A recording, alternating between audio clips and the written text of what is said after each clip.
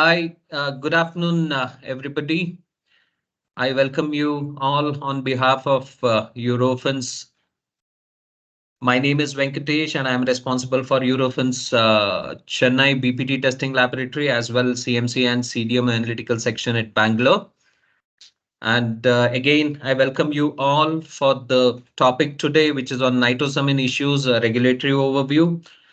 We have with us David. David is our colleague from Milan. He's a graduate in biology from University of Statel from Milan. David has been involved in the field of biomedical research and his expertise lies in nitrosamine contamination, genotoxic impurities, cleaning validations, extractables and leachables, and biological evaluation of medical devices. So he joined Eurofins, where he worked for 6 years as a project manager earlier. He then joined a consultancy company and strengthened his expertise in process validation and extractable and leachable. After an experience in a contract manufacturing organization supporting customer in commercial manufacturing of drug product and biologics, he joined again Eurofins in the year 2019. Currently, he is the team leader of a consultancy and regulatory team at Eurofins Milan, and he primarily focuses on pharmaceutical products. Uh, David, it's great to have you around, and we have a lot of enthusiastic people to listen to you. All yours. Okay, thank you. Thank you, Venkatesh, for the great introduction, and thank you all for attending at this meeting. So, um, today's topics will be the nitrosamine issue, and I will make a presentation about 25 minutes regarding this regulatory overview and the issue related to nitrosamine. Um, Okay, I think I'm ready to start. So first of all, let's see what is the topic, what are the topic of today. So today we will start with um, a brief introduction of an historical background with specifically going to the root causes and the risk assessment. Then we will move from toxicological limits and testing. We will have also a quick look about testing. And then also we will have one last slide on regarding the open points.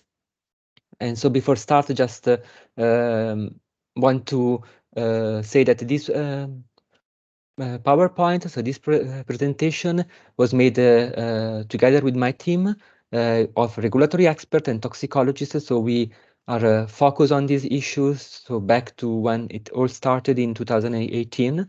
And so we have developed some great tool to take into consideration the nitrosamine contamination.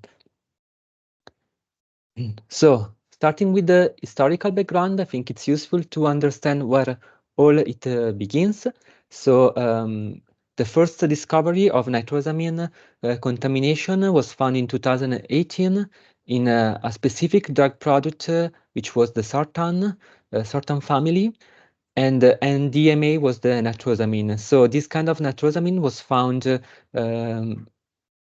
an unexpected manner in 2018, but right after some months, other type of nitrosamine were found in a similar API and similar drug product. So this discovery triggered the numerous recall of the batches from the market in the US and Europe and worldwide. So in 2019, there was further discovery of impurities also in other API, such as ranitidine and metformin. So due to this discovery, in 2020, European and US authority at first, but then also many other agencies right after, required to all the marketing authorization holder to review their product and also their process and to identify any possible impurities and contamination.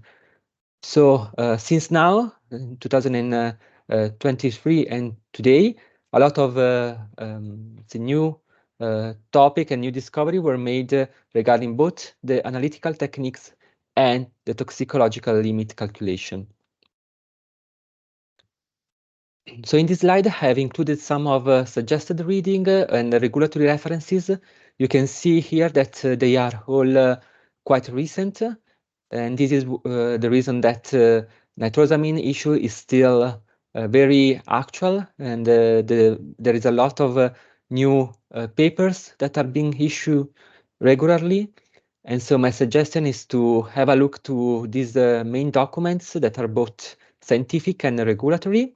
As you can see, also Pharmacopoeia has implemented some new chapters on this topic. I will not go into the detail to each of these points, but I will leave it the slide after the meeting, so you will have time to go through them in details. I think it's also useful to start with some definition of nitrosamine. So what are nitrosamine? Nitrosamine are a class of nitrogen containing organic compounds. So they are characterized by the presence of an amino group and that is bound to a nitroso group. So this specific structure, it's present in multiple type of matrices, such as food and water. But in the last period, it was found that the concentration in the pharmaceutical product was much higher than expected. And for this reason, they were included into a class that is the very high concern compounds. That is the class that is related to the compounds that are very reactive and has carcinogenic properties. Here in the middle, you can see a comparison between the acceptable intake, which is the dose that can be taken by a human without, let's say, any consequences or any modification of tumor incidence. So the acceptable intake value for a generic mutagenic impurities is normally considered as 1,500 nanograms per day. Two of the most common nitrosamine, such as NDEA and DMA, has very low acceptable intake compared to a generic mutagenic impurities, up to 26 nanograms per day. So that is the reason why they are considered very, very reactive and toxic. So before going forward, I will just give another definition of NDSRI. So these are a subgroup of nitrosamine, which is the nitrosamine drug substance related impurities. And in the last period, they become prominent in the nitrosamine testing because they are formed by the reaction of the active ingredients of the pharmaceutical product. So this is one of the now most debated type of impurities. I think it's also useful to identify what are the main root causes of contamination. So to understand what was the initial fault regarding the root causes of contamination, we should go back to the investigation made when the first nitrosamine were discovered in the sartans. So in that period, the regulators in this industry identified some critical aspect in the manufacturing process of the API, and specifically the introduction of a new solvent, which was the dimethylformamide, that react and degrades in the dimethyl amine, which then react with a reagents that was already present in the manufacturing process. So this kind of reaction leads to the formation of NDMA. Anyway, when further contamination were found in different molecules, such as ranitidine and metformin, it was identified that the root causes was not the introduction of a new solvent, but the degradation of the molecule. In fact, in this case, the nitrosamine and DMA was found at the end of the shelf life of the drug product, and it was determined that the two parts of the same active ingredient, may have reacted together after the degradation of the molecule. So at this point, it was clear that there can be multiple root causes, And so the focus were now into understanding the chemistry behind the formation of nitrosamine. So the main ingredients for the nitrosamine formation are an organic amine, a nitrates, and some appropriate conditions such as high temperature and acidic condition. So these ingredients are the so-called nitrosable compounds and nitrosating agents, and this kind of reaction is called a nitrosation reaction. It is also interesting that nitrosable agent and nitrosating agent could be very different and could include a variety of amine, but the most reactive are for sure the secondary and the tertiary amine. There are also other amines that have different level of reactivity, and the same for nitrosating agent. Nitrates are the most common, even though it should be noted that nitrates as such cannot react, but they need to be converted to nitrosyl cation, which is then this kind of conversion is possible just only only with the acidic condition. So generally, it's not feasible under neutral or basic condition. So generally speaking, we know that nitrosating and nitrosable agent compounds can now be found in different phases of the manufacturing process, and they can be added intentionally as part of the process or can be present as uncontrolled impurities. So in this fishbone diagram, we summarize all the potential sources of nitrosamine and nitrosable and nitrosating agents. So we know that primary packaging could be a source, especially in terms of rubber stoppers, but also nitrocellulose that is part of the label together with the ink. We know that solvents and drug substance can be root cause, but also we know that formation during storage is possible, as we see before. There are also the possibility that this precursor or nitrosamine could be generated during the manufacturing process. For instance, there can be some residues in terms of cleaning residues during the cleaning validation or during the cleaning exercise that can be then can act like a substrate for nitrosation reaction. And also we know now that excipients are one of the main potential source, especially for nitrosating and nitrate compounds. So now in this situation, we know that the drug product manufacturer it's the responsible of the overall risk assessment for the presence of nitrosamine, but cannot act alone because he needs to work together with the suppliers, and especially API supplier are responsible to provide to the manufacturer in-depth risk assessment of the whole synthesis process and highlight any presence of nitrosamine, nitrosating agent, or nitrosable agents. The same is for the excipient. However, the excipient manufacturer and supplier are not required by regulation to provide a risk assessment or a testing. Anyway, I think it's useful in their interest to provide information that will facilitate the use of their excipient into the drug product. So the responsibility can be split to a lot of stakeholders. And generally speaking, any drug product manufacturer should go to a two-step evaluation, a first step of a risk assessment and a second step of testing. In the next slide, we will see both steps and we will have some more detail of the risk assessment, testing and mitigation strategy. So the risk assessment always starts with data collection and data gap analysis. So in this phase, suppliers are the critical stakeholder and the data collection and the literature research is the main focus. After this step, that could be very time consuming, there is a step of risk identification. So if there is identification of potential source of nitrosamine or nitrosamine precursor, then it is possible to identify and analyze a risk. The risk analysis process, it's, let's say, quite complex because we need to take into consideration both the probability of the reaction and also the consequence in terms of severity.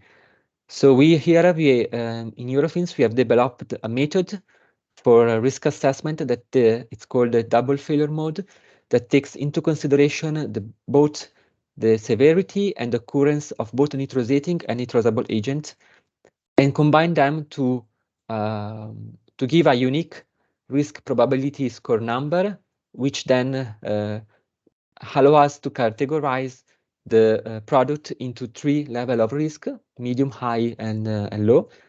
And for low risk, we are good, but for medium and high risk, we will also need to think of a risk mitigation and control strategy.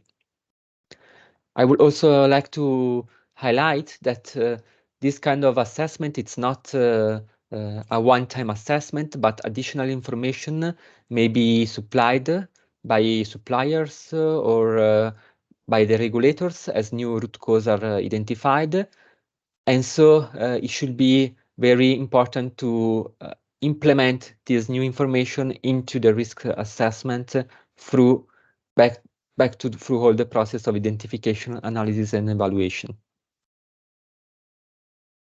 So if we find a nitrosamine risk, then the next step is to characterize what is the risk related to the toxicity of this nitrosamine. So the level of control depends on the toxicity of the molecule, and there are some options to derive the acceptable intake limits. So in case we have a robust TD50, TD50 is the dose, the experimental dose that is giving the 50% of tumor incidence into experimental animal. So if we are able from literature to retrieve this value, and this value is robust enough, we then are able to derive directly an acceptable intake limit. Another option is to get this limit from the ones that has already been calculated by EMA and US. There is a list of nitrosamine with already assigned acceptable intake limits. On the other hand, if we do not have data that are existing or are not reliable enough, there are different options that we can have. The first option is to identify a surrogate, so a compound that is similar to the nitrosamine that I'm evaluating, and with the SAR approach, the structure activity relationship approach, we can extrapolate the toxicity value from the surrogate compound. So this is the option 1. Another option is to perform some tests, toxicological test. I'm referring to enhanced HEMS test or to an in vivo mutagenicity test. So this is option 3 and 4, and they can provide different kind of acceptable intakes limits.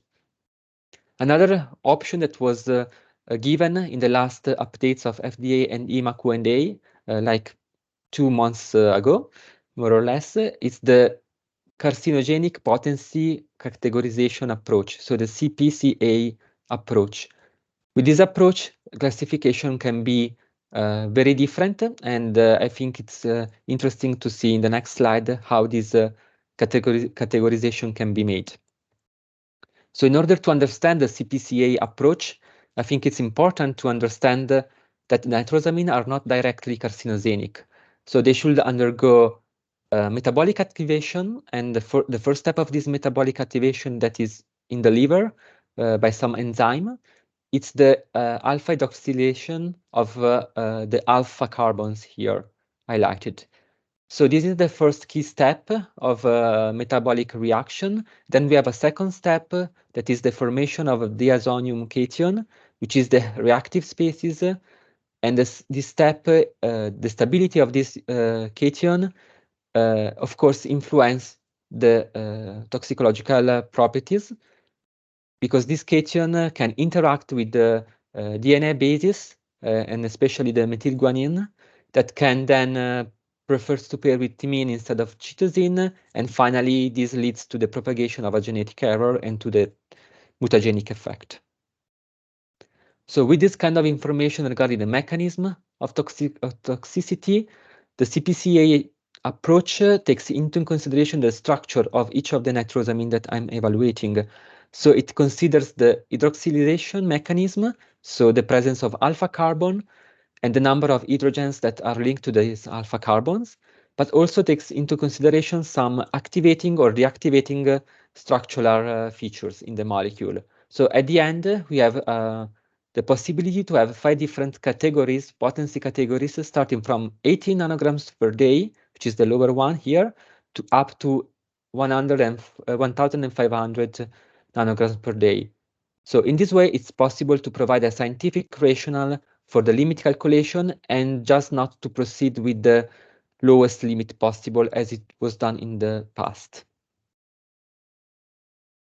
So when we have calculated the acceptable intake, we have to convert from acceptable intake, which is a toxicological dose, to a limit specification. So this is done by taking into consideration the maximum daily dose of the drug product.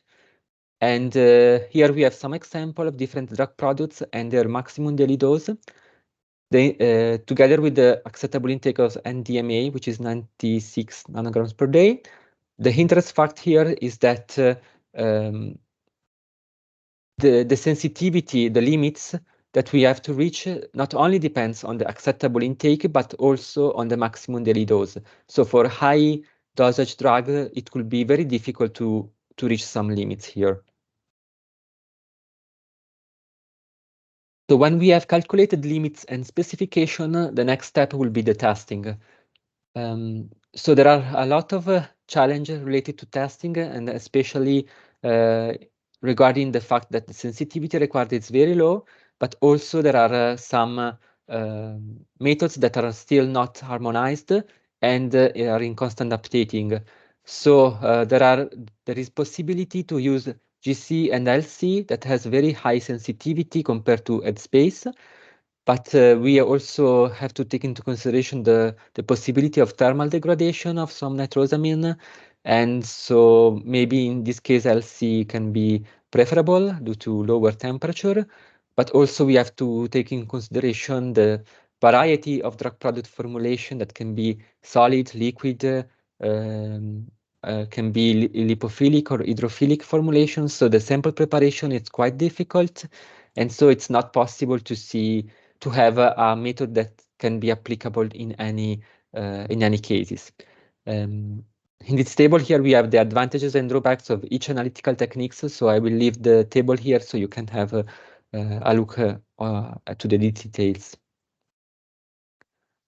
So for the testing, we have two possibilities. One, it's the screening method, which is the quickest and the less expensive.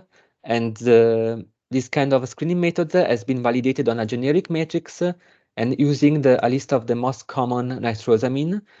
And the advantage of the screening method is that you can test directly the drug substance and drug product and get some result very quickly. Of course, the drawbacks of this kind of approach is that complex formulation will need to probably have an additional step of setup, and sometimes the screen method is not possible to be used. Also, if you want to search for a specific nitrosamine, such as a NDSRI nitrosamine, you need to develop a specific and proprietary method. So this is the case of a specific method validation. So this is a typical workflow for the GMP method validation. In this case, you will have a setup and a full GMP method validation on the specific molecule and the specific drug substance and drug product. So at the end of the analysis, we will have two different possibilities. So one possibility is that nitrosamine are controlled and are below the specification level that has been calculated. So in these cases, we need anyway to commit with the authority to remove or reduce the risk that was identified during the risk assessment, but there is no need to inform the authority. On the other hand, if the nitrosamine level is above the specification level, you need to inform the authorities, and agency may decide to further investigate or decide also for a market recall. So there are still some open points in terms of discussion between regulators, industry, and scientific communities. The main open point is the potential presence of nitrates as contaminants in excipient. So we know that excipient can carry a lot this kind of nitrates, and most probably the suppliers are not even aware of this kind of possible contamination. So there is still not so much information regarding the potential nitrates in the excipient. And also, if you want to remove these contaminants, it could be difficult to reach the technical limit of 80 nanograms per day, which is the lower limit for nitrosamine acceptable intake. So on the other hand, we have some discussion regarding the possibility of changes in formulation that can reduce the formation of nitrosamine in drug formulation. So FDA, for instance, use some scavengers like antioxidant that can act as inhibitors of nitrosation reaction. On the other hand, there are other excipients such as sodium carbonate that can modify or partially modify the pH of the formulation to a more neutral or basic pH. And this should, in principle, let's say, make the reaction of nitrosation reaction less common. Of course, another topic, it's more a quality-related topic, which is the supply chain qualification. So excipient supplier, but also API supplier and packaging and material suppliers need to work together with the drug product manufacturer to collect data, to provide information, and be able to be qualified for use in the pharmaceutical process with specific reference to nitrosamine issue. So a lot of suppliers are moving towards the direction of providing documents, but of course, it's drug product manufacturing responsibility to evaluate this document and to qualify the supply chain.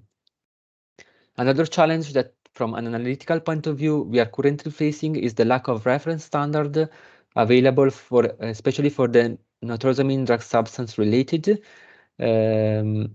which is a challenge in terms of purity and synthesis of standards.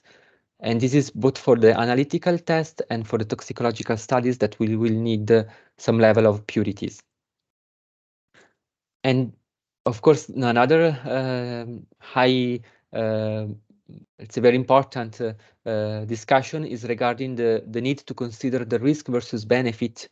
So the risk of the nitrosamine toxicity compared to the benefit of the therapy, because of course this is important to guarantee that there is always a therapeutic option for the patient, and to avoid, of course, drug shortages.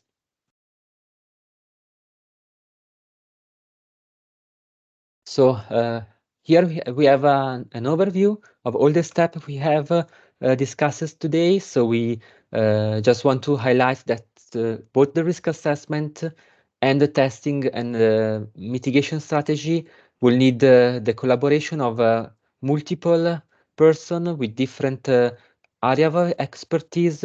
And so in Eurofins, we are lucky that we have toxicologist, regulatory expert, and analytical expert that can work together with the client to cover all the steps of the risk assessment and testing and strategy of mitigation. So to conclude this presentation for today, just want to highlight some take-home messages. So nitrosamine regulatory framework is still in constant changing, and there are still a lot of discussion happening between industry and regulators. The risk assessment, it's mandatory. It's very important to perform correctly this step. And of course, supply chain management is a key for the execution of this step. For the new calculation of limits, it's very important because help a scientific-based approach to impurities control and to set of specification limits. And then finally, the analytical challenges are still existing, and there is still requirements of a high level of sensitivities and also of a high level of technical expertise of the analyst is required. So with this slide, I conclude my presentation. So I hope you find it interesting. So I take the opportunity to thank you all for your attention, and I'm available now for the Q&A session, and also I leave here the my email if you have some questions later on. Thank you. Thanks a lot, David. That was bang on time. We have closed it sharp at 2:30. And I see two of the participants have raised their hands. Let me just have a look. Rampex Labs and Sanjeev Dev. Okay, we have Naveen pitching in, Pasumpon. Okay, I would just request people to type your queries in the Q&A section so that I'll be able to read it to David.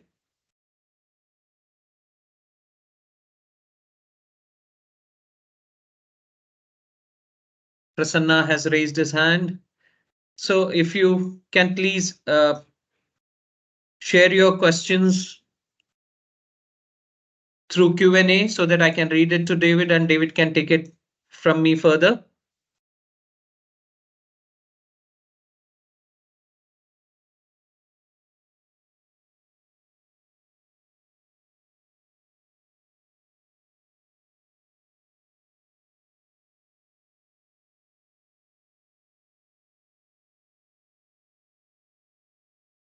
Okay, it's not in Q&A, but then it has come in a chat box. This is from Naveen. How many compounds Eurofins has been performed nitrosamine testing? So he just would like to know how many compounds we have tested. How many nitrosamines have we tested at Eurofins?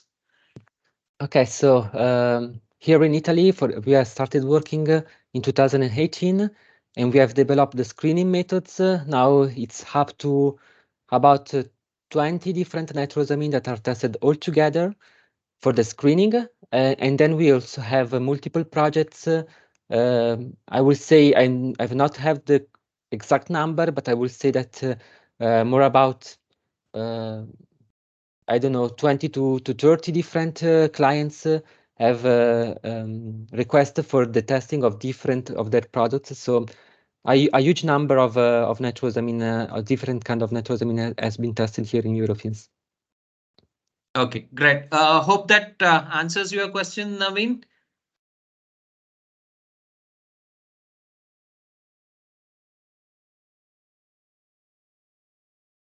Well, I'm not getting any questions in Q&A section. So you can also try chat box if there is any difficulty. Okay, pouring in 1 second. It's from Sandeep. The validation has performed on which sample? Is it API or any dosage form? So he just wants to know whether you have worked on API or whether it's a formulation. We can have both cases. So we have clients that are API manufacturer and request the validation API sample, but also we have clients that are drug product manufacturer, and in that case we have to validate on the drug product, finished drug product. Okay, so the response to that is both API as well as formulation. Moving to next question. Is GMP method validation is required for confirmatory testing? So yes, normally GMP validation is required to confirmatory testing, yes. Okay, great. Hanmant, I think that answers you. We are moving to Santosh. Santosh is having a question. Is formulation of nitrosamine possible for primary amine? Well, I'm not very clear of the question. David, if you have got it, is formulation of nitrosamine possible for primary amine? Yeah, normally not, because primary amine during nitrization reaction are very unstable, so the nitrosamine will immediately degrade. So normally it is a lower risk of formation from primary amine. Thanks, David. Santosh, hope that answers your question. Moving to Anil Singh. Anil Singh is asking how to proceed for AMV if product limit is below your mass instrument sensitivity? So Yeah, it's definitely a tricky question. yeah. It can happen that the sensitivity of the method, it's not enough low, especially when you have high volume dosages. So in that case, I'm referring to the EMA guideline. It is possible to say that the limit is below the technical feasibility of the instrument. So in that case, I will suggest to provide a rationale to the authorities, let's say, saying why the limit was not feasible, and they can accept this kind of rationale. That's great. So Anil, basically such a condition to be dealt with the rational. Thanks for that, David.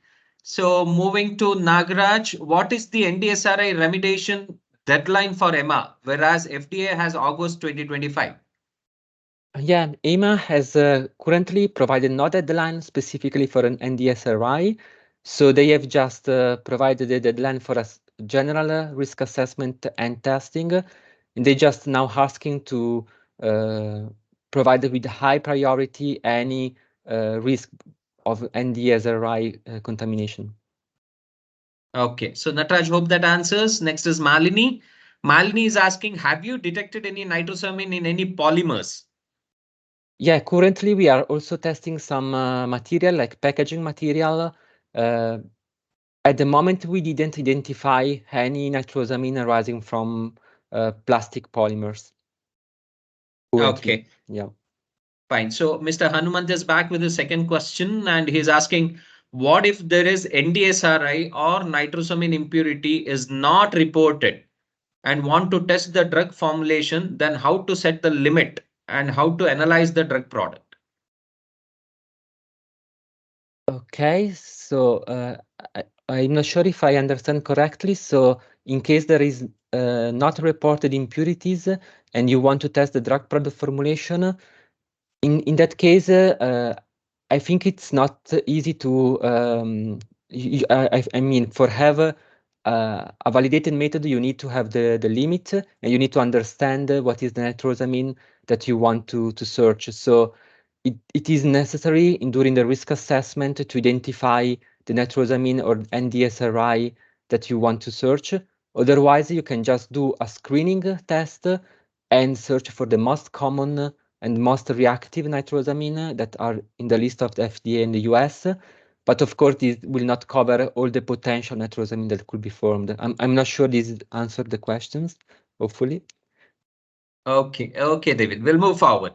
For the quantification of these nitrosamine compounds by GC or HPLC, and also by what kind of GC or HPLC columns are used for the analysis of nitrosamines?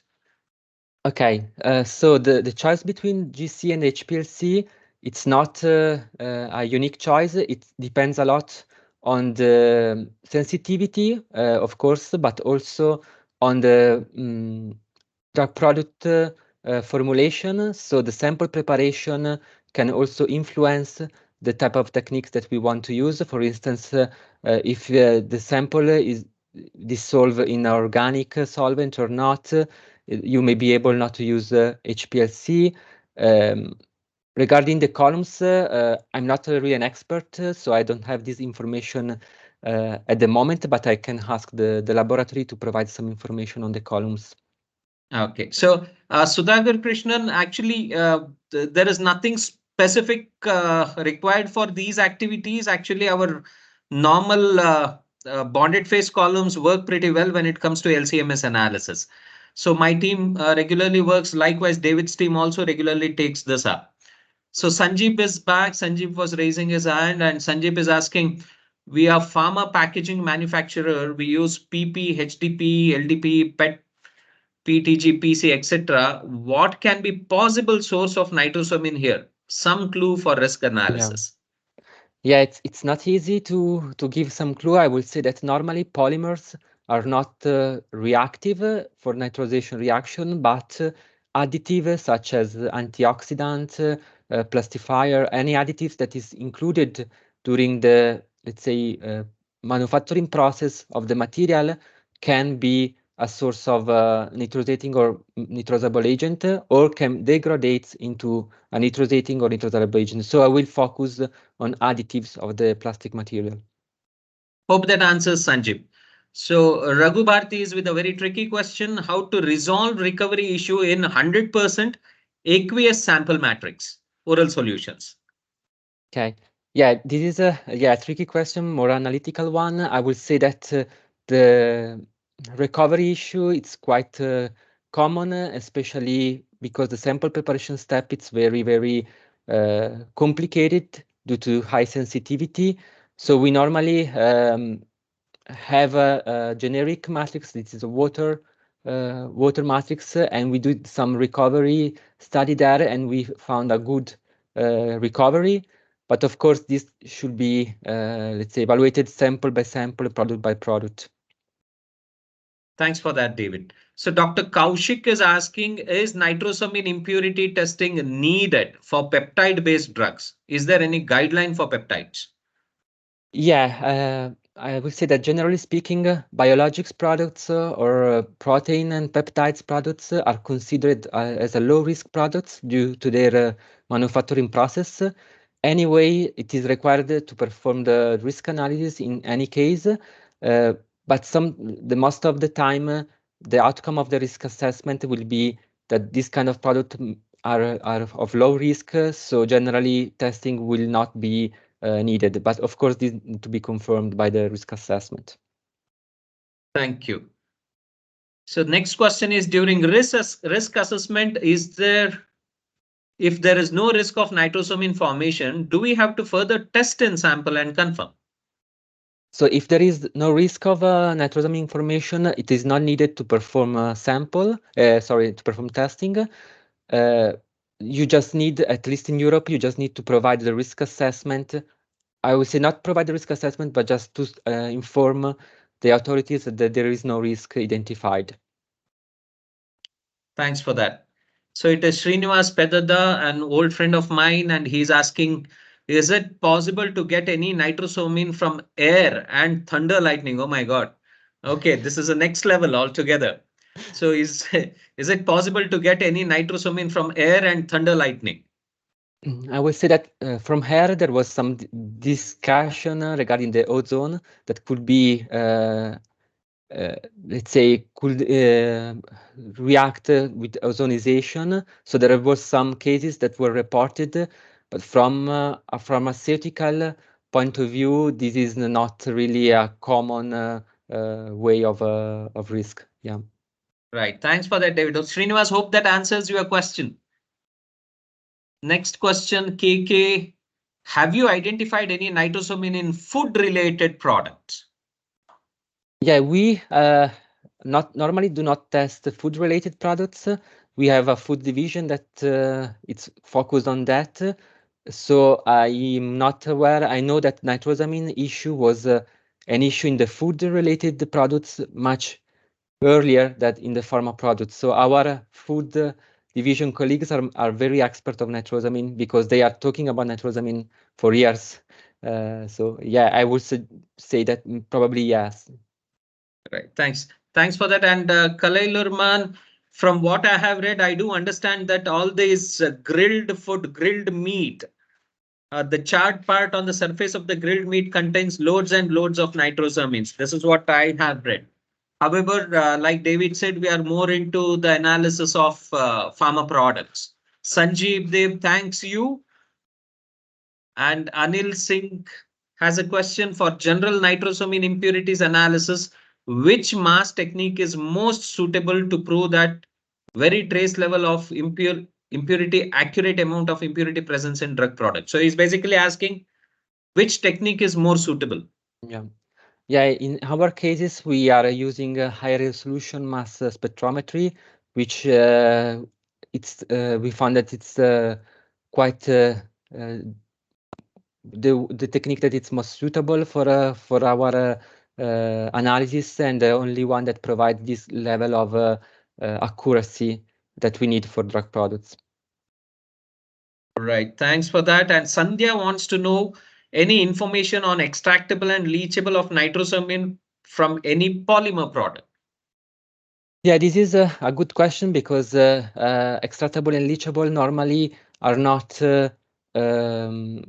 considering nitrosamine because the level of nitrosamine is very much lower than the analytical threshold that it's normally used for the extractable and leachable testing. So I would suggest that for testing of material primary packaging, a specific analysis should be made and should not rely on extractable and leachable analysis just because of this kind of different sensitivity of the methods. Thanks for that, David. And Alice says, hi, do you have any tested cosmetic OTC products? Um, Not in our labs, I think. I know that OTC products are in the scope of nitrosamine testing. So, especially in the FDA, you have to test them as you do for the drug product. But in my experience, I do not have any specific cases for Thanks cosmetic for that. OTC. Thanks for that, David. And basically for pharma equipment, we take a bag to use any OTC cosmetic product for the very simple reason that these products will have loads of QS material in it and which may contaminate the actual equipment. We have Mr. Wadik, SP Wadekar. How critical is determination of nitrosamine in food testing? Yeah, as I said before, food was the main focus of nitrosamine testing in the last years. So I would say that it's critical. I'm not an expert in food, as you know, but just want to say that the exposure to the nitrates and nitrosamine, it's different because the drug product is given to patients that are let's say less able to let's say are a category that it needs to be more protected than normal population, and also inside the stomach, so the food can be degraded and so the risk can be lower, generally speaking. But of course, this is just a general answer. But hope it helps. So Natarajan is with the question, is there any approach we can use to quench the nitrosamine or convert the nitrosamine into non-toxic by adding some chemicals to the product which has Na above the limits wherever possible? Oh, wow. I mean, this is a good thought process though. Yeah, it's one thing that regulators are really suggesting is to think of the formulation and to modify the formulation, not just um, to make the nitrosamine more unstable, but to prevent the formation of nitrosamine. So I would say that the topic will be more to try to not produce the nitrosamine. So using the antioxidant, for instance, it's one way to reduce the risk. Right. Thanks, David. And yeah, means to convert that in vivo Okay. after administration. Okay. Okay. Yeah, Okay. Got I'm it, not aware Natarajan. of that. Yeah. Yeah, fine, fair. So it's 2:49. I'm okay to take question for one more minute. If not, I think this was a wonderful session wherein the interaction was also pretty good. I would like to thank all the participants over here. Nice of you, kind of you for having participated, for having put your questions and thoughts over here. David, is there anything you wish to share to this lovely team? Yes, I just want to thanks all the participants. Thanks you, Yogesh, and thanks everyone for attending. And of course, I'm fully available if you have any other questions or curiosity. Great. So no more questions pouring in, and with that, I think we can conclude this presentation. Yogesh? Yep. Thank you very much, everyone, for joining the session. And we will be continuing to have this kind of sessions regularly. Hopefully, in coming months, we will keep you updated on the same. Thank you. Have a great day Thank you ahead. all. Thank Bye-bye. you. Goodbye. Thank you. Bye bye.